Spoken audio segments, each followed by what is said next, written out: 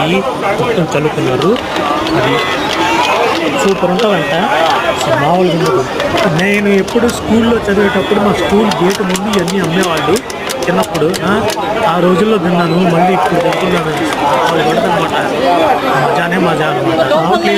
చూస్తుంటేనే అసలు ఊరిపోతుంది. చైనాలో ఏది తినాలన్నా గ్లౌజెస్ ఇస్తారనమాట. కొంచెం నీట్నెస్ ఎక్కువ వీళ్ళకి.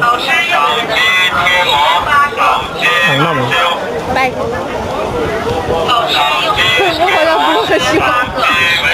甜的。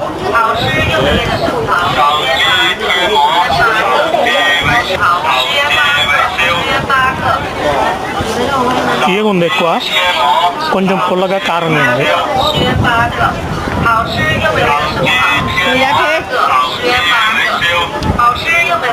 In India we also have, we do in the child.